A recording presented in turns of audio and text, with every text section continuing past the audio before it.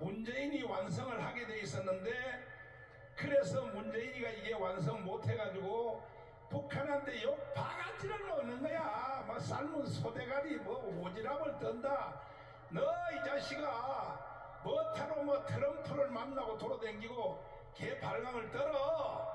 빨리 국회에서 결의해가지고 말이야 180석까지 만들어줬는데, 북한이 빨리 국회에서 결의해서 빨리 북한한테 나라를 갖다 바치려고 하는데 그건 안 하고 말이야 트럼프 무서워가지고 돌아다니고 하고, 그래서 문재인이가 실패한 거야. 그러나 이재명은 문재인하고 또 다른 거야. 야, 이재명 보세요. 이재명은요, 이거는요 완성하기 위해서 북한이 세운 사람이라고 봐야 되는 겁니다. 이재명이 말하는 거 한번 보라고요. 말하는 걸 한번 보라고. 그러니까 지금 우리는 대한민국이 북한을 넘어가기 일보 직전에 와 있는데, 유일한 희망이 뭐냐? 한국교회야.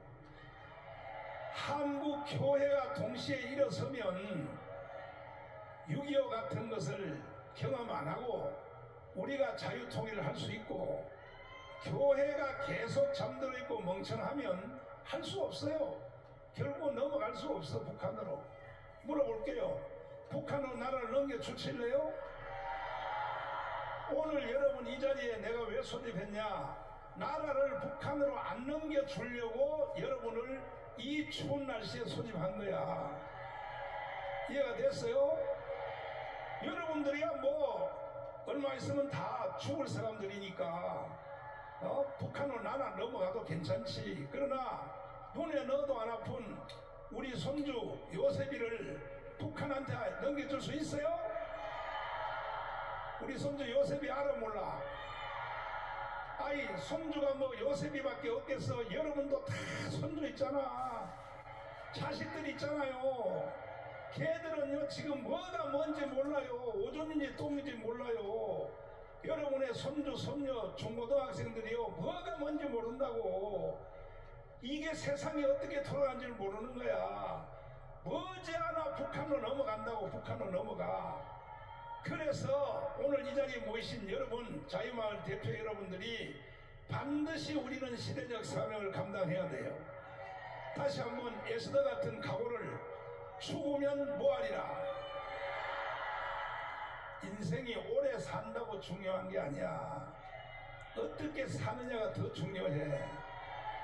나라를 북한에 넘겨주고 여러분이 만약에 죽어 순교한다고 쳐봐. 순교해도요 하나님이요 여러분 천국에서 안 받아줘. 나라를 북한한테 넘겨주고 네가 여기 왔어? 천당 가려고? 정신 나간 소리하고 앉았어. 그러니까 여러분과 저는 영적인 면이나 육신적인 면이나 모든 것을 다 포함하여 반드시 대한민국을 지켜내야 된다 이거야. 아까 신혜식 대표님의 연설 잘 들었죠? 잘 들었어 안 들었어? 토요일 날은 무조건 어디로 모여야 돼? 그래서 여러분과 저는 괜히 집에 앉아서 텔레비 보면서 나는 윤석열 지지해, 나는 우파야, 첫날 해봤자 소용없어. 결국은요 이것은 강화문의 한자리에 1000만 명이 모여서 국민 저항권을 발동해야 된다 이거야. 김학성 교수님 다시 좀 나와봐. 요때 써먹으려고 내가 데리고 다니는 거야. 요때 보려고. 아까 연설 다 못하게 했다고 삐져가지고요. 삐져가지고. 자, 국민 저항권에 대해서 이 사람들이요 방송에서 그렇게 가르쳤잖아. 장로님하고 나하고 방송하면서. 그런데도 이 멍청해가지고 못 알아듣는다니까. 국민 저항권이 뭔지 국민 저항권에 대해서 짧게 한번 설명해 줘봐요. 국민 저항권. 이 저항권은 국민의 권리가 아니라 인간의 권리입니다.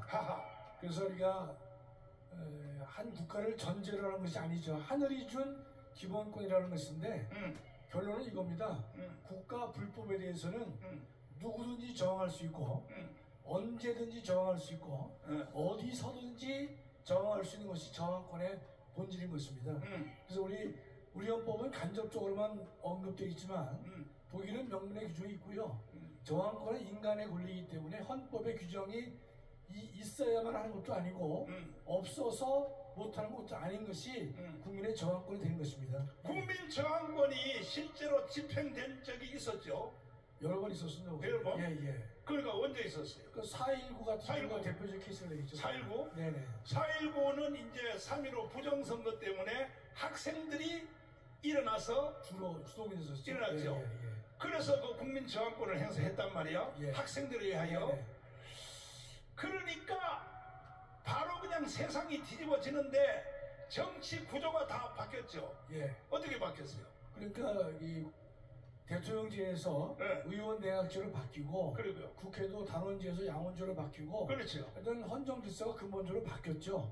지금 예컨대 목사님을 그 서울경찰청에서 지금 내란 선동 혐의로 목사님을 일단 입건을 하고 예컨대 이제 수사를 하려고 하는 상황인데 그 내용을 읽어보면 국민 저항권을 잠깐만 강조했다라는 말이 있어요. 또 제가 볼 때는 참 이게 어리석은 주장들인 것인데 국민 저항은 아까도 말씀드렸다시피 국가 불법에 대해서는 누구든지 저항할 수 있고 언제든지 할 수 있고 어디서든지 할 수 있고 해야 하는 것이 국민의 저항권이 된 것입니다. 따라서 목사님께서 말씀하시는 것은 이와 같은 무너진 헌정 질서를 회복하기 위해서 우리 모든 국민들인 주권자로서 저항을 하지 않으면 안 된다는 것을 말씀하신 것이지 혁명과 같은 새로운 헌법 질서를 우리가 적극적으로 만들어야 된다.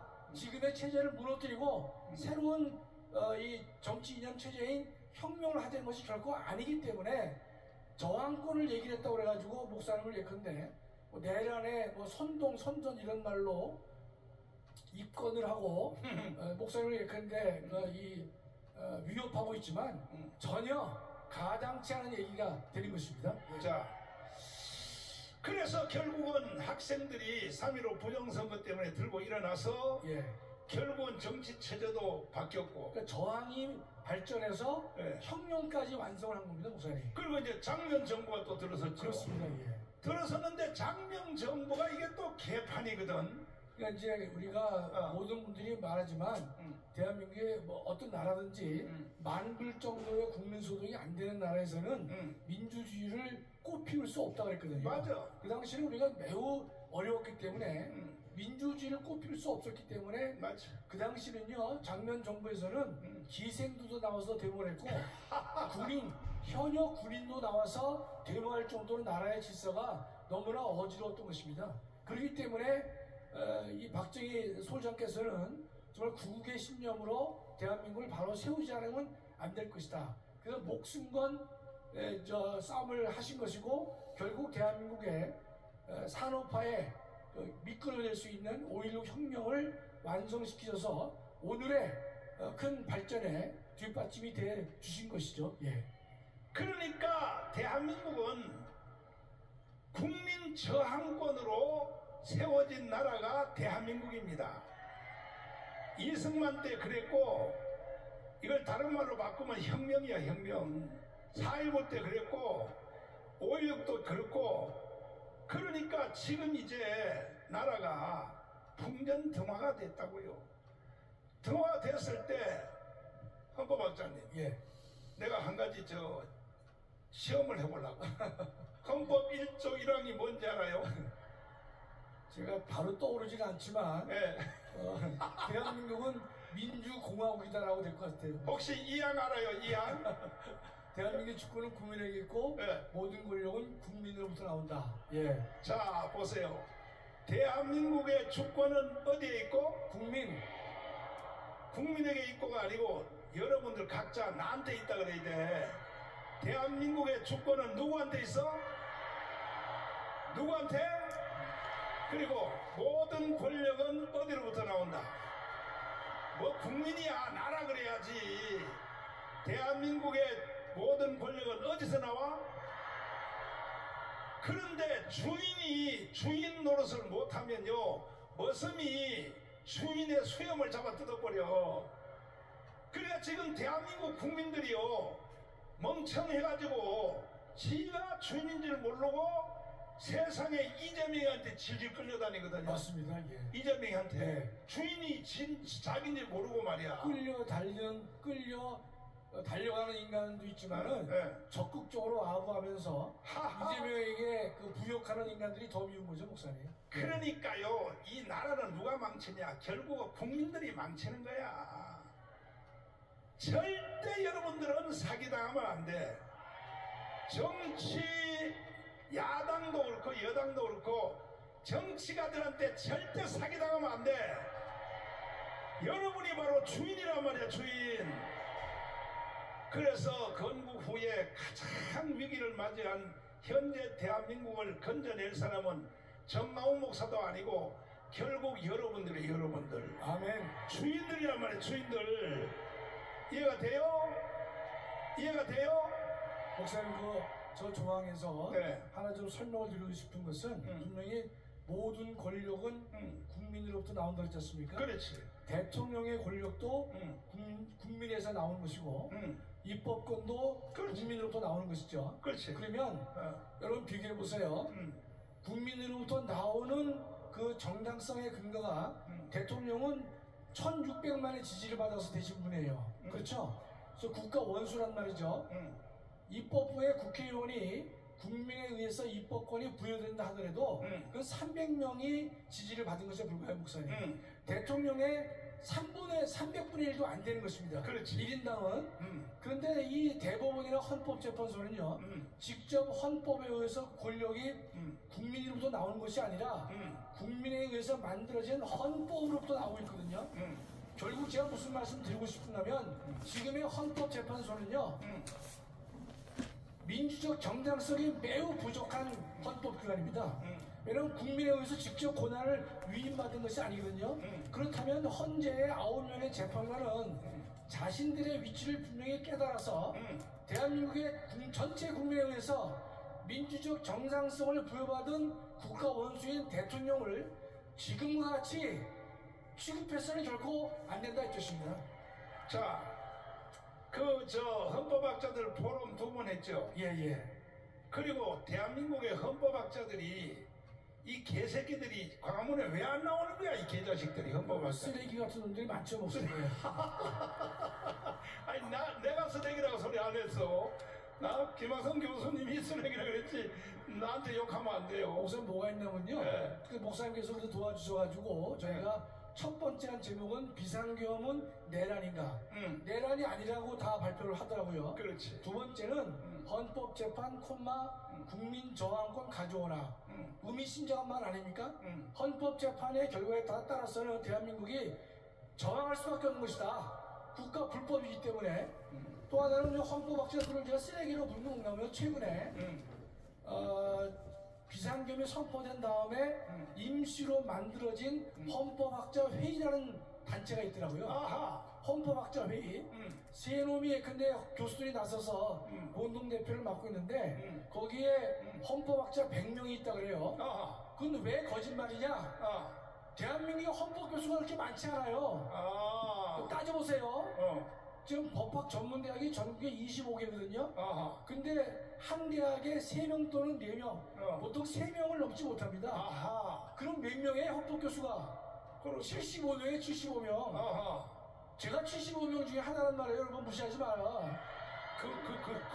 그 새끼들은 예. 그냥 법대 나왔다고 거기 다 들어갔구만, 내가 보니까. 법대에 나온 것도 있지만 제가 볼 때는 그 100명이 뭔가면요. 뭘 끌어모았느냐? 헌법학자 100명이라는 게 말이 안 되는 게 교수 몇 명에다가 박사학위 소지자 몇 사람, 그 다음에 박사과정 학생까지도 집어넣어서 서명을 받지 않았나 싶은 것이에요. 자, 예. 그러지 말고 내가 이제 책임 추궁을 하겠어요.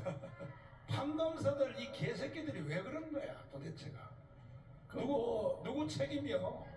일단 저도 책임에서 면제될 수 없습니다, 목사님. 예. 헌법학자들이 판검사들을 만들어내는 생산 공장이잖아. 네. 헌법학자들이. 네. 헌법학자들에 의해서 판검사들을 만들어내는 거 아닙니까? 네. 그런데 이 판검사들, 이 개자식들이 하는 짓을 보면 세상에 국가도 모르고 내가 보니까 그냥 사법고시 그거 달달 외워가지고 네, 조문만 외워서 예 됐습니다. 네, 예. 그거 누가 책임이요? 네? 전적으로 책임질 건 아니지만 책임을 제가 통감하고 있습니다, 우선 제가. 예.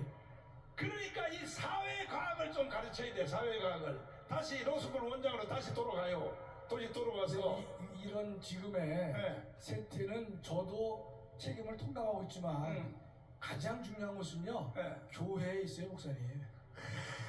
참나 또 목사님을 제가 말씀드린 게 아니에요. 결국은 또 아니 교회가 예컨대 하나님 앞에 바로 선다면 그런 아니 김민석이도 안수집사고 박찬대도 안수집사니까 목사님. 야 이 개새끼들 뭐 안수집 다 잘라버려 이 개새끼. 백혜련이도 제가 알기로 뭐 권사라고 알고 있는데요. 자, 예. 시간이 없으니까 예. 아까 설교 연설 짧게 해줬다가 삐져가지고 실룩실룩 하면서 저 사무실로 들어왔어요.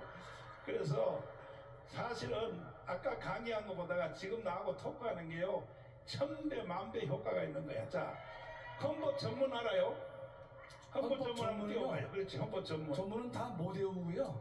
예, 저기 보면 여러분 헌법 전문은요 잘 보시면요 문장이 하나로 돼 있어요. 그러니까 세상 없이 잘못된 문장 중에 하나죠, 목사님. 그렇지. 예. 여기 중요한 게 가운데 있잖아. 네네. 여기 뭐예요? 대한민국 임시정부의 법통과 불의에 항거한 4.19 민주주의 이념을 계승하고. 그러니까 나라가 무너지고 혼돈하고 나라가 해체되기 직전에 있을 때는 4.19처럼 하라고 그 뜻 아닙니까 이게? 그렇습니다. 계승하라고 그랬으니까. 예.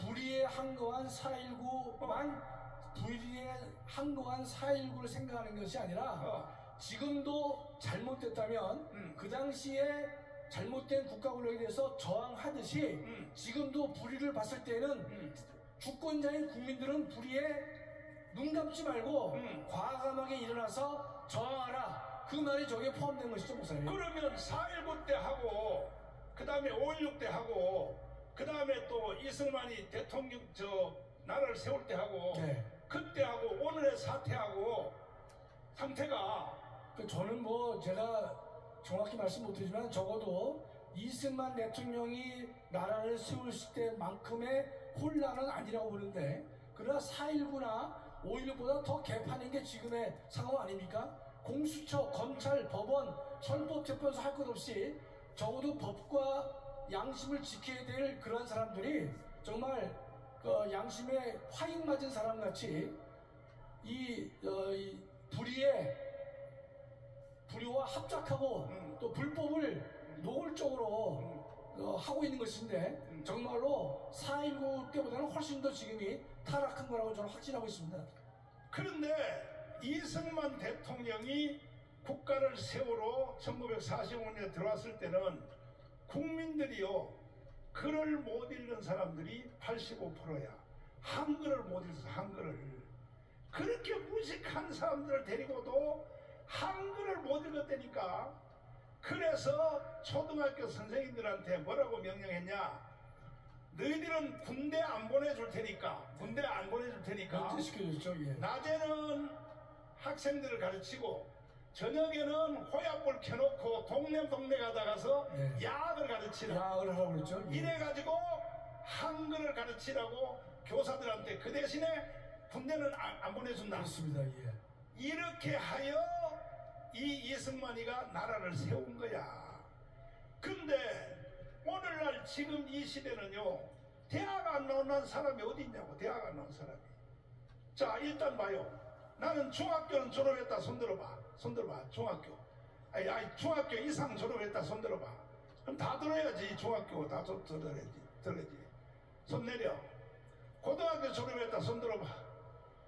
대학교 손들어봤다. 다 들어. 대학 때. 요즘 뭐 대학이 대학이냐.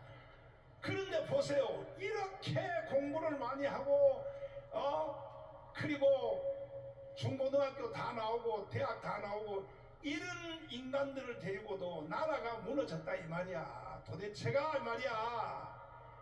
지식이 부족해서 오늘날 나라가 개판된 게 아니라고. 이해가 돼요? 이해가 돼 안 돼?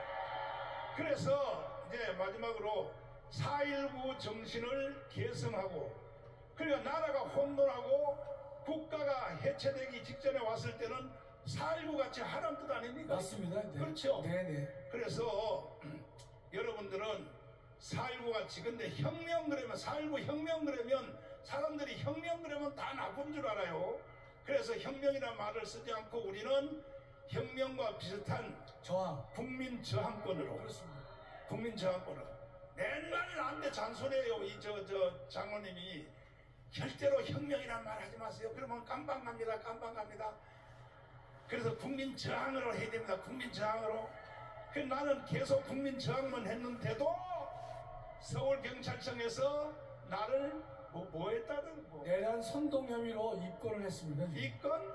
이건이 뭔지 그것도 설명 좀 해. 이건이 뭔지. 아니, 그건 별거 아닌데요. 아니 왜냐면 나한테 메시지가 왔어. 목사님 지금 경찰서에 갇혀 있습니까? 지금 막 수백 통에 지금 막 나한테 전화가 오고 목사님 지금 깜빵에 가 있나요?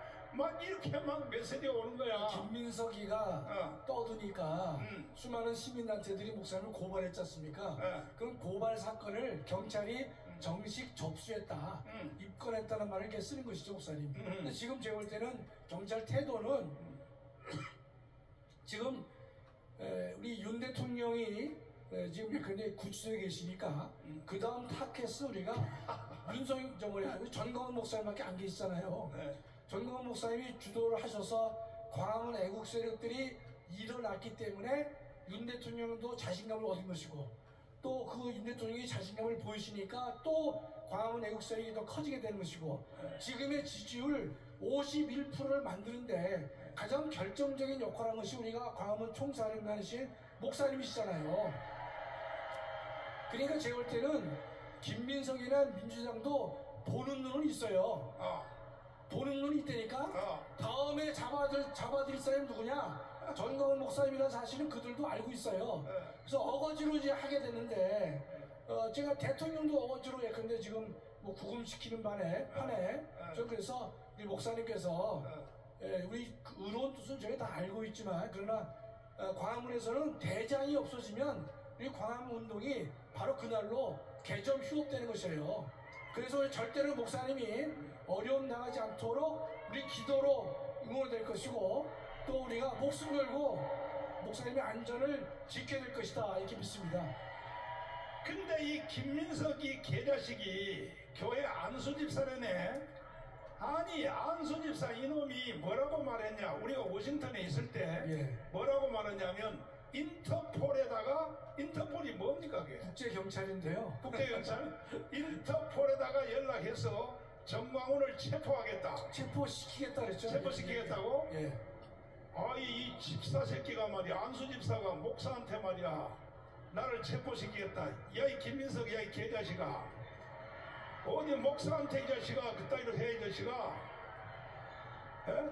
그리고 나서 또 나중에 또 최고회의에서 또 뭐라고 발광 떨었냐, 한번 들어보세요. 특별히 전광훈 집회의 책임을 엄정히 짚을 때가 되었습니다. 탄핵 반대 집회에 동원 알바비 지급을 공언하고 공수처 인근 분신 사건 후에는 효과 있는 죽음의 기회를 주겠다고 망언했고, 서울구치소에서 윤석열을 강제로 데리고 나와야 한다고 선동하고 서부지법 앞으로 모이자고 주도했습니다. 무엇보다 헌법을 부정하고 폭력을 조장하는 국민 저항권이라는 해괴한 개념을 내세운 것은 반국가 세력 척결을 내란의 명분으로 삼았던 윤석열과 똑같은 가짜 자유민주주의 패션 논리입니다. 자유민주주의를 파괴하고 폭력을 조장하는 전광훈식 극단주의가 민주헌정의 새로운 최대 위협 요인입니다. 아니 국민 저항권이라고 하는 회개한 이론이라고 했거든요. 정신 나간 놈이죠, 저게.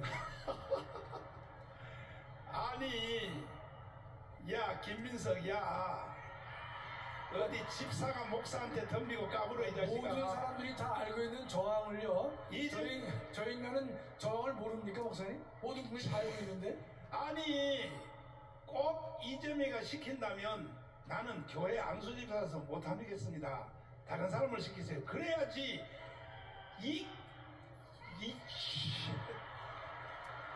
그래서 내가 내일 아침 10시에 자유통일당 당사에서 반박 기자회견을 하려고 그래요. 반박 기자회견을. 할렐루야. 마지막으로 할 말 있으면 한마디 하시고. 없어요. 없어. 저희가 어. 광화문 애국 세력들이 선전하고 있기 때문에요. 지금의 몇 가지 기류별로 있지 않습니까? 첫째가 검찰이 태도가 바뀌고 있어요. 그러니까 경찰이 경호처 차장에 대해서 구속영장을 청구했지만 검찰이 반려했습니다. 또 하나 검찰이 경찰의 국수본을 전격 압수수색했어요. 그러니까 검찰의 태도가 조금 바뀌고 있는 것이고, 또 하나 여러분 아시는 조선일보도 제 이렇게 보니까 그 우편향 쪽으로 계속 회전을 하려고 하는 느낌이 있는 것이고, 계속해서 대통령 지지율이 올라가니까요. 여론조사 기관들이 여론조사를 안 합니다, 목사님. 하하. 왜냐면 너무 많이 나올까봐. 그래서 펜앤마이크가 최근에 2월 4일 날 한 걸 보면 51%를 찍었거든요, 목사님. 아니 나는요 60% 넘었다. 60%. 그러니까 목사님 이제 미래적 현실이시니까 60% 찍었다고 하는 것이 뭐 맞죠.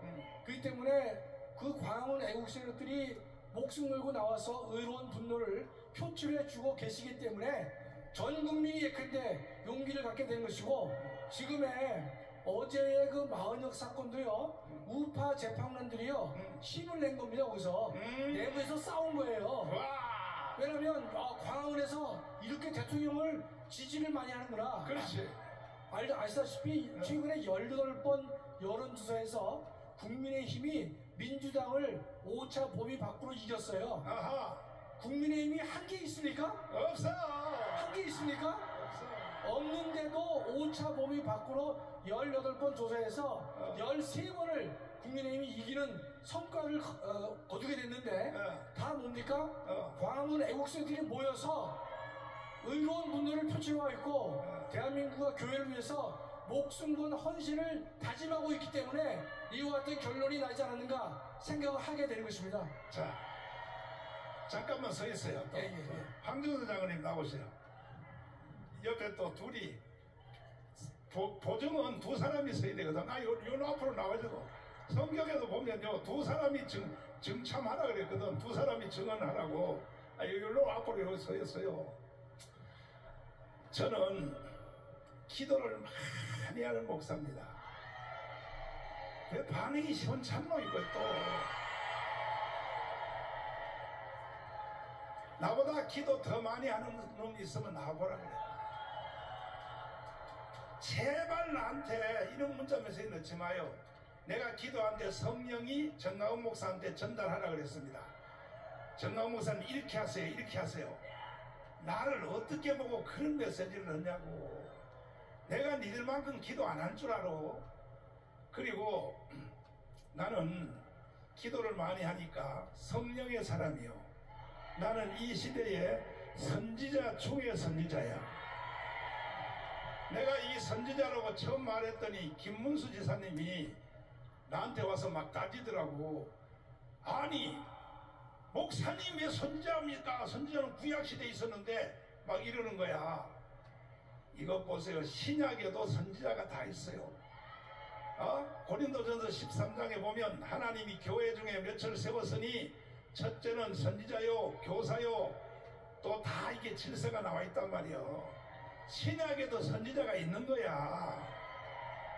이해가 돼요? 근데 나는 모든 목사님들은 다 선지자의 권세를 가지고 있어. 한국에 있는 모든 목사님들은 또 여러분들까지도 선지자의 기능이 다 있어요. 그러나 나는 이 시대에 선지자 중에 선지자야. 내가 이것을 입증할 테니까 들어보세요. 내가 하루는 문재인하고 싸우다가 깜방을 3번 갔어. 깜방 3번 간 거 알죠? 그런데 내가 기도를 깊이 하는데 세상에 문재인 정부의 검찰총장인 윤석열이를 이렇게 말하는 거야. 성령이 윤석열을 대통령을 만들어라. 자, 그리고 난 뒤에 성령이 뭐라 그러냐? 마지막은 깜빵을 갈 것이다. 두 장로님 증명 좀 해주세요. 제가 그저께 교회에서 제가 목사님 말씀을 잘못 드렸어요. 재작년이 아니라 정확히 2022년 재작년에요. 2022년에 목사님이 그 꿈속에 꿈을 말씀해 주시더라고요. 맞아. 그랬는데 거기서 윤석열이 대통령이 된다고 말씀하면서 동시에 깜빵이 간다는 거예요. 그 저희는 그래서 누구한테도 말을 못하고 박권사하고 둘만 이제 저희가 가슴에 품으면서 야, 어떻게 되나. 목사님이 미쳤는가 보다. 미쳤는 게 아니라 목사님 저한테는 하나님이 그런 말씀 안 하시더라고요. 그러니까 뭐, 목사님 거기 보면 우리 사도와 선지자와 조사를 세웠다고 나오잖아 목사님. 그렇지. 다 선지자 여기 있는데. 맞아요. 목사님 고린도서 12장 28절에 맞아. 사도요 선지자요 조사요라고 돼 있잖아 목사님. 그렇지. 그러니까 목사님이 선지자면서 선지자 중에 선지자란 말이 전혀 잘못된 게 아니잖아요. 그랬는데 목사님께서 감옥에 간다는 말씀을 2022년에 하셨어요. 그래서 제가 그걸 마음속에 품으면서 저 말씀이 틀리면 좋겠다라고 제가 생각하고 있었는데 이번에 깜빵을 갔잖아요. 그래서 여기 박권사하고 둘이서 얼마나 저희가 놀랬는지 그래서 우리 바로 그 다음에 목사님을 뵐 때 바로 얼굴을 제가 뵙기가 어렵더라고요. 그러니까 성령은 실수하지 않습니다. 윤석열 대통령이 대통령 되기 전에 저기 검찰총장 할 때 하나님이 꿈에 윤석열을 대통령 만들어라. 그리고 마지막은 깜빵을 갈 것이다. 황교안 장군님. 네. 그 말 들었어요? 안 들었어요? 저도 여러 번 들었고 특히 네. 이번 계엄 전에 계엄 선포 전에 뭐 한 1, 2주 전에도 목사님이 똑같은 말씀을 하셨어요. 그래서 제가 계엄 상황 이후에 일어나는 일을 보고 제가 또 속으로 많이 놀란 겁니다. 자, 목사님이 뭐 거짓말 하시겠습니까? 그 다음에 보세요. 내가 이 한동훈이를 법무장관으로 세웠다 하는 것을 딱 듣는 순간에 설교하는 중에 그냥 딱 튀어나오는 거야. 방언하듯이. 저 새끼는 안 돼. 내가 이렇게 말했다고. 들으셨죠? 예, 저도 그때요. 목사님 말씀하셨는데 그때가 한동훈이가 인기가 좋았을 때입니다. 그렇지. 그래서 목사님 이렇게 말씀하시는데 총사령관이 말씀하시니까 면전에서 우리가 반박할 수는 없고 나 이거 어떻게 된 건가 이런 이제 생각을 제가 했었는데요. 결국은 보니까 목사님께서 저 친구는 안 된다는 말씀하신 것은 성령께서 충만하게 인도하셨기 때문에 그러한 말씀이 나온 것이 아니냐. 제가 그 한동훈 때문에요. 저는 그 목사님하고 그때 이제 내기를 했었어요. 맞아. 한동훈이가 그때 그만뒀을 때 다시 당분간은 이 정당 대표 선거에 안 나올 거라고 제가 얘기를 했는데 목사님은 나오신다는 거예요. 4, 5개월 후에 나온다는 거예요, 목사님이. 그래서 제가 하도 이해가 안 돼서 이 총선을 망친 놈이 무슨 낯짝으로 당대표에 나오느냐. 그래서 목사님하고 100만 원 내기를 했거든요. 그렇지. 제가 졌어요. 그것도 방송 중에 나하고 얘기했잖아. 근데 100만 원을 갖다 드렸는데 목사님이 당연히 주시겠죠. 그러냐 안 받았어요 제가.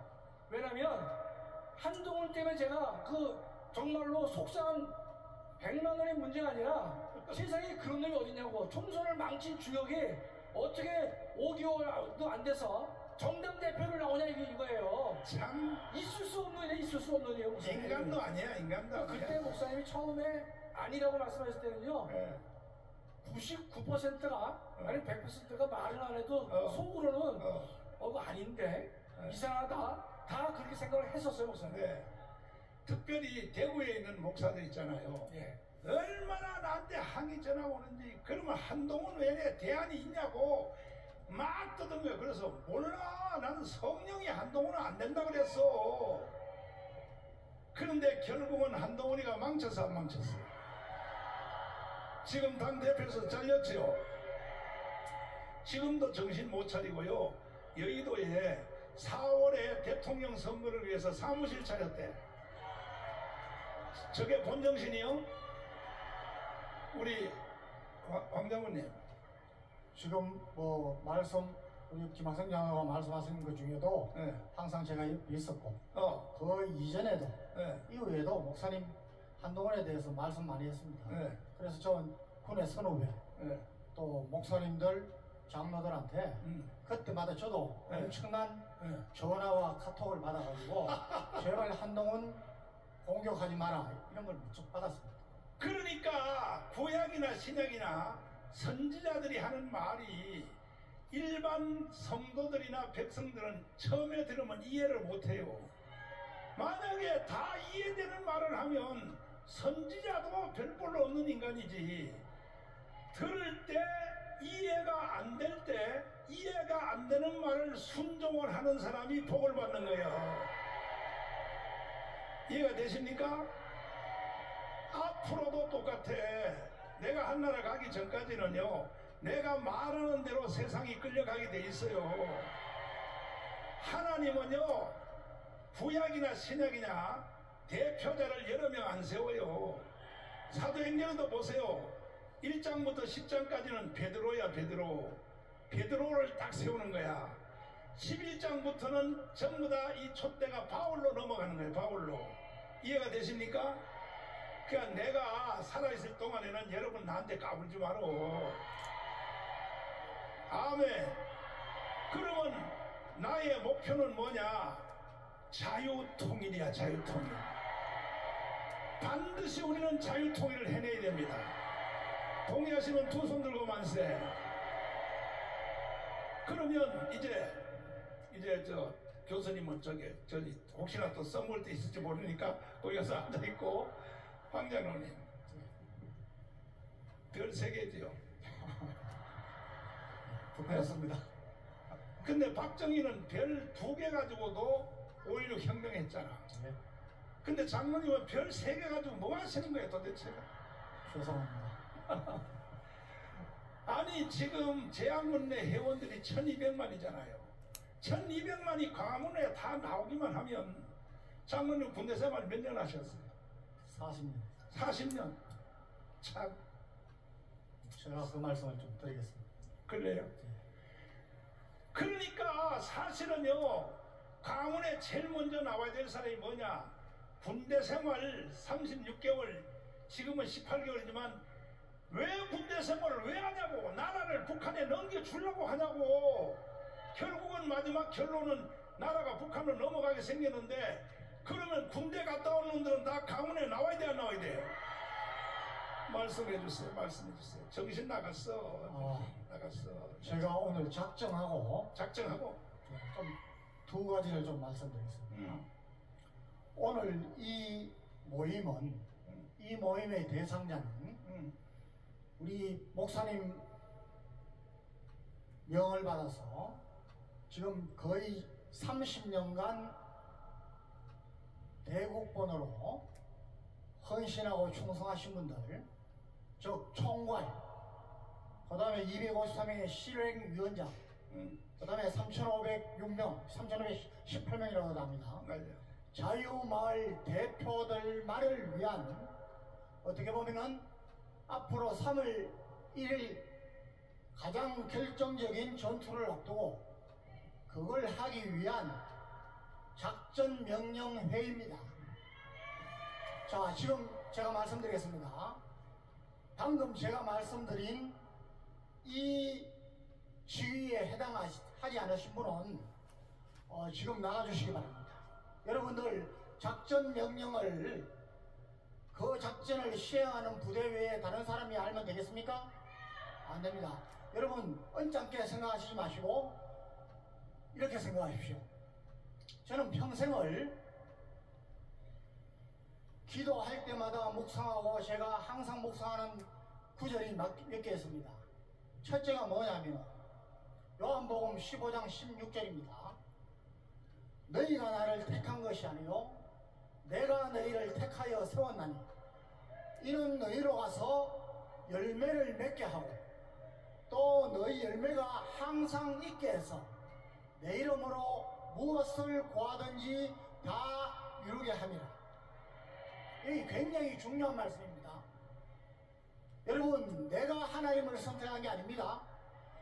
우리 하나님께서 저와 여러분을 선택했는데 왜 선택했느냐? 열매를 맺기 위한 것입니다. 여러분 교회 몇십 년 다니시는데 교회 열심히 다니신다고 생각하시는데 왜 축복을 누리지 못하고 사십니까? 하나님께 잘못했습니까?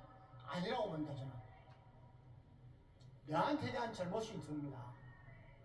자, 또 한 말씀은 갈라디아서 6장 7절 8절입니다. 제가 뭐 방송에서도 여러 번 말씀드렸습니다. 스스로 속이지 말라.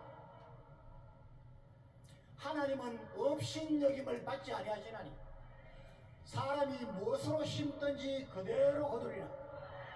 자기의 육체를 위하여 심는 자는 자기의 육체로부터 썩어질 것을 거두고 성령을 위하여 심는 자는 성령으로부터 영생을 거두리라. 그러면 제가 하나님의 CCTV 말씀을 자주 합니다. 저는 하나님께 대한 두려움이 많은 사람입니다. 하나님을 절대 속일 수 없어요. 자, 아직까지도 그대로 계시는데 제가 말씀드린, 여러분 오늘은 기합받으러 나온 자리입니다. 맞아. 정말 총괄 실행위원장 자유마을 대표가 아닌 분들은 그분이 정말 여기 있지 말고 오히려 수원역에서 여러분 각 자기가 속한 마을에서 한 분이라도 더 설득을 하고 지금 상황을 이야기하고 여러분들한테 전부 나갔을 겁니다. 우리 자유통일당에서 한 장짜리 왜 계엄이 정당했고 뭐가 잘못됐나 다 그랬어요. 이런 것들을 한 사람이라도 더 설득하는 게 여러분들이 하나님 앞에 점수 따는 길입니다. 여러분 오늘 여러분들께 차비나 주는 거 하나도 없습니다. 이제 목사님한테 기합받았을 거예요.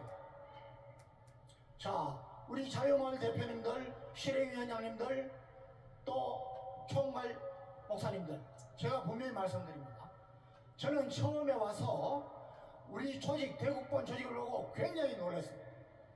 그런데 저는 조직을 평생 했다 보니까 이 조직의 효율성에 대해서는 상당히 조금 염려스러웠어요. 그 결과가 지난 구청장 보궐선거 때 그대로 나타났어요. 아, 이거 아니구나. 그래서 계속해서 우리 대국본 목사님들하고 효율성을 높여야 된다고 지금도 고민을 하고 있습니다. 여러분, 군대는 조직 중에 가장 중요한 조직입니다. 요번에 말이죠, 계엄을 대통령께서 선포했는데 그 계엄을 시행하는 계엄사령관, 그 밑에 군단장급들, 투스타, 원스타, 대령까지 제가 보니까 한 놈도 이 계엄이 평소에 내가 해야 될 전쟁을 빼고는 가장 중요한 임무라는 생각조차 안 하고 아무것도 준비를 안 한 놈들이, 엉뚱한 놈들을 문재인 정권 때 전부 제가 보니까 한 놈 한 놈 다 경력을 제가 봤어요. 동기생들 중에 장군 취급할 만한 놈들이 없어요. 이런 놈들을 뽑아놨어요. 그 중에서 뽑을 수밖에 없으니까 그는 얼마나 없습니다. 역시 그런 놈들이 요번에 계엄 제대로 했으면요, 요번에 한남동을 지키는 경호처의 주의를 받는 그 부대가 제대로만 했으면은 이런 일 없습니다. 일어나지 않아요. 왜 제가 이 말씀 드리느냐, 지금 우리 실행위원장님들 또는 자유마을 대표님들이 정말 열심히 내 몫을 하고 있느냐, 그런 분들은 하나님께 이 세상의 축복을 누리실 거예요. 그런데 그렇지 않은 분들도 많다는 겁니다. 그럴 수밖에 없어요. 예? 모든 조직이 그렇습니다. 자, 저는 어제 목사님께서 어제 오후에 이 광고를 하시면서 그때 자유마을 홈페이지를 봤습니다. 여러분, 자유마을 홈페이지에 가입한 인원이 한 명도 없다는 그런 분들이 자유마을 많아요. 여러분, 이분들은요, 죄송합니다. 여러분, 나는 더 이상 할 여력이 없으니까 다른 사람을 시켜주세요. 저는 기도로 돕겠습니다. 이렇게 해야 되는 겁니다. 예? 기도 안 하시면서 여러분 하나님을 두려워하셔야 돼요. 하나님을 두려워해서 하나님을 선택할 거냐 세상을 선택할 거냐 주저없이 하나님을 선택하고 하나님 말씀대로 살면은 그 사람은 하늘나라의 상급은 당연이고 이 세상에서도 축복을 누릴 수 있는 거예요. 열매가 없습니다. 열매가. 저는 안타까워 죽겠어요. 여러분 오늘 이곳에 오신 분들 정말 내가 하나님 앞에 떳떳하게 하나님의 CCTV에 내가 기록되는 것이 어떤 일일까 생각하시기 바랍니다. 네. 정말 여기에 해당이 안 되시는 분들은 나가서 지금 그 시간에 한 분이라도 더 설득하고 우리 편을 만들고 가입을 하세요. 그리고 우리 특히 자웅의 대표님도 정말 내가 열심히 해서 평균 수준은 갈 수 있다. 그런 분들 외에는 내려놓으시기 바랍니다. 다른 분들이 일을 하게 해줘야 돼요. 여러분 고깝게 듣지 마시고 제가 오늘 욕을 얻어먹을 각오를 하고 어제 밤새도록 내가 기도하면서 오늘은 이 말씀을 드려야겠다. 왜? 오늘 회의의 목적을 제가 알기 때문입니다. 여러분 하나님 농농하신 분이 아니에요. 왜 교회 다니는 사람 많은데 예? 축복을 누리는 사람 적습니까? 하나님은 절대로 구원은 값없이 공짜로 주시지만 은혜로 주시지만 여러분 하늘나라의 상급과 이 세상의 축복은 아닙니다. 열매가 있어야 돼요. 열매가. 오늘 이 시간에 이제 우리 목사님 말씀하실 거예요. 정말 우리 대국법 총괄 목사님으로부터 실행위원장님들 자유마을 대표들 그 밑에 12명의 임원들까지 야 정말 내가 제대로 하고 있는가 하나님 앞에 받은 5달란트 2달란트를 내가 하고 있는가 나는 그걸 섞이는 1달란트 받은 불충한 종인가 이걸 깨닫고 회개하고 이제 3월 1일 딱 한 달 남았습니다. 여러분 모두가 하나님 앞에 하나님의 인정을 받고 축복을 누리시는 여러분 때문에 나라가 살고 여러분 때문에 내 자녀 내 손주들이 하나님 축복 누리는 그런 시간 되었으면 정말 좋겠습니다. 감사합니다. 조영호 장모님 앞으로 좀 나오시고 자 나오시고 김소일 대표님도 나오시고 지금 여러분 이 황윤선 장모님의 말씀에 대해서 기분 나빠요? 이렇게 해석을 하시라고 잘 들어보라고요. 나는 하늘나라에서 입신을 해본 경험이 있는 사람이야. 입신을 해본 경험 사람이. 아멘. 반드시 내가 하늘나라에서 본 거야. 하늘나라에서 입신 셋째 하늘에 가서 사도 바울이 본 고린도 후서 12장 거기를 내가 갔다 왔단 말이야. 그때에 하나님이 나한테 보여준 게 있어요. 뭘 보여줬냐? 나는 우리 청교도 영성훈련 목사님들 30년 가까이 성경 공부를 같이 해왔는데 내가 다니엘서를 강의하면서 잘 들어보세요. 내가요 이 선지자의 은사를 받았다니까.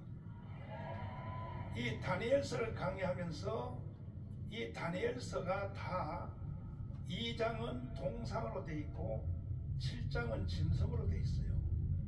그러니까 이 나라의 제국들이 다 짐승이야. 여기 다 써 있잖아요. 따라 해봐요. 자, 머리는 금이요, 바벨론이요, 사자요, 딱 짐승으로 돼 있잖아. 따라서 은은 메데파사요, 곰이요, 다시요, 배는 헬라요, 표범이요, 따라서 두 다리는 동로마요, 서로마요, 크고 무서운 짐승이요.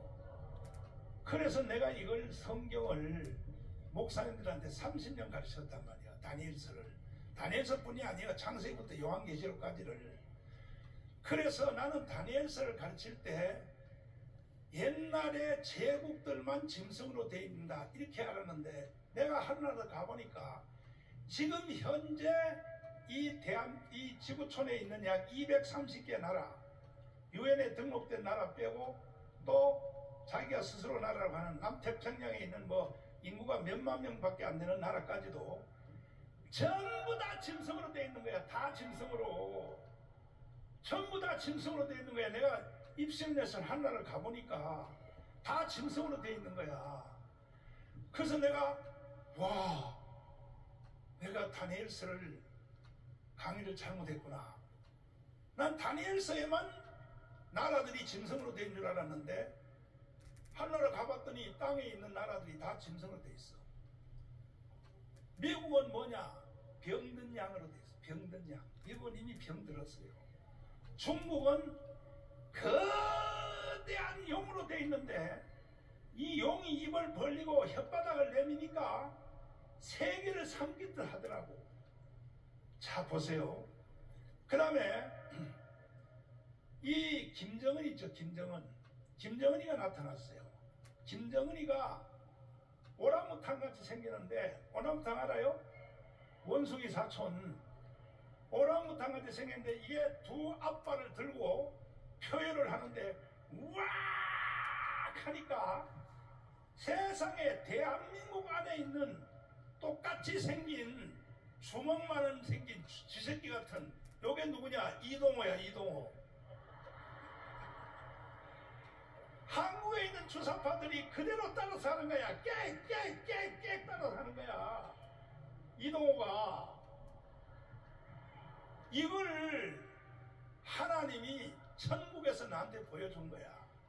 그러니까 김정은이가 하는 대로, 김일성이가 하는 대로 그대로 한국에 있는 주사파, 종북 이 사람들이 그대로 따라서 하는 거야. 깨 하는 거야. 내가 이걸 천국에서 보게 되었다. 응? 내가 선지자 맞아 안 맞아?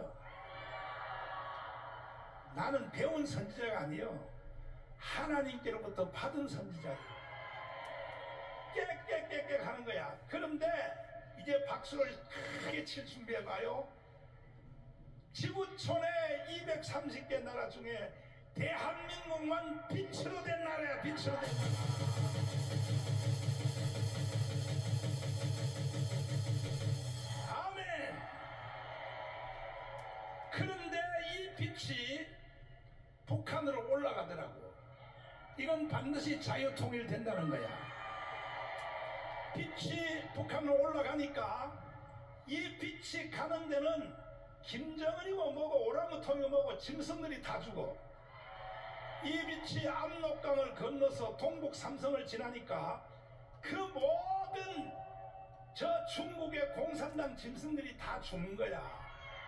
이 빛이 북경을 통과하니까 북경의 시진핑이고 뭐고 다 죽는 거야. 상해를 가니까 상해고 뭐고 짐승들이 다 죽는 거야. 그 다음에 광동권을 넘어가는데 이 빛이 광동권 넘어가는데 다 죽는 거야. 그 다음에 이슬람의 강을 건너요. 인도의 힌두교와 이슬람의 강을 건너는데 이 빛이 어디에 닿느냐 하면 백투더 예루살렘에 딱 닿는 것을 나는 보게 되었다 이거야. 보게 되었다 이거야. 아멘. 아멘 아멘. 두 손 들고 아멘. 그래서 반드시 자유통일이 되고 주님이 재림하기 직전에 한국을 통하여 전 세계의 복음운동을 다시 한번 하려고 하는 것이 하나님의 계획이다. 하나님의 계획. 미국은 못해요. 미국은. 유럽도 못해요. 이것을 할 수 있는 나라는 대한민국밖에 없는 거야. 믿습니까? 이해되시면 아멘.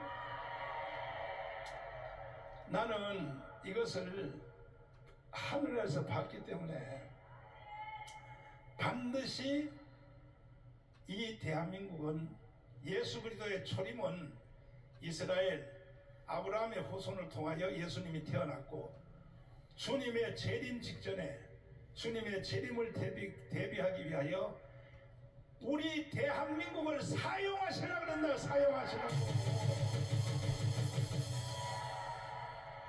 알아요? 알아요? 몰라요? 그래서 여러분과 제가 이제 당장 해야 될 일이 있어요. 뭐냐? 3.1절 전까지. 며칠 전까지? 3.1절 전까지. 자, 이제 방송을 여기서 끊고, 방송을 다 끊고, 자, 방송을 다 끊고, 다 끊으세요. 나라TV에서는 녹화만 하세요. 다 끊고, 유튜브